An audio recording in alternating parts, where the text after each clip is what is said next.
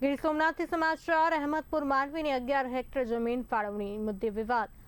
ગોગલાવ beach નજીકથી જમીન દીવ પ્રશાસનને આપવાની પ્રક્રિયા શરૂ। જમીન માપણી કરવા તંત્ર પહોંચતા સ્થાનિકોનો વિરોધ। દમણ દીવ કેન્દ્રશાસિત પ્રદેશને 99 વર્ષના ભાડા પટ્ટે જમીન ફાળવણીનો નિર્ણય। ખારા પાણીથી બચાવ માટે ખડા બંધારા બનાવવા જમીન અપાવવાનો નિર્ણય। ટોકન દર ₹1 માં જમીન આપવાનો ઠરાવ। વન વિભાગના અધિકારીઓ હાજર ન રહેતા કામગીરી હાલ મુલતવી। નવા બંદર મરીન પોલીસ સહિત સ્ટાફ તૈનાત। દીવ પ્રશાસનને આપણી રાજ્ય સરકારે જમીન ફાળવવાનો હુકમ કરેલો હતો, તેમાંથી માપણીને કબજો લેવા માટે આવેલા હતા।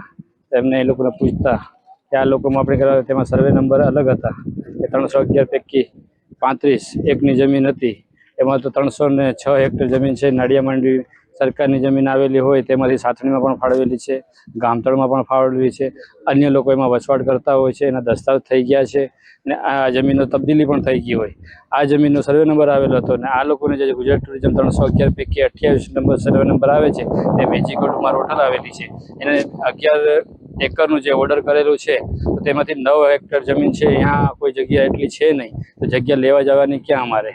તો આ ફોરેસ્ટ વિભાગની જગ્યામાં આવે છે, તેમાં 9 હેક્ટર જમીન ફોરેસ્ટ વિભાગ આપે તો અમને કંઈ વાંધા કે હરકત નથી।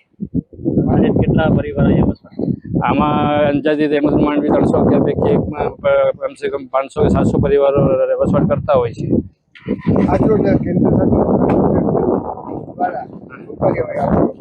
એ લોકો માપણી કરવા આવ્યા હતા, છતાં એ લોકોનો કોઈ નકશો કે મેપ લઈને ના હતા કે આપણે સર જે વન વિભાગના અધિકારી કોઈ માપણીવાળા કે એવું કંઈ જાણકારી ગ્રામ પંચાયતને પણ જાણકારી નથી, આ લોકો કોઈ માપણી થઈ નથી। હવે સર્વે કરીને આગળની પદ્ધતિ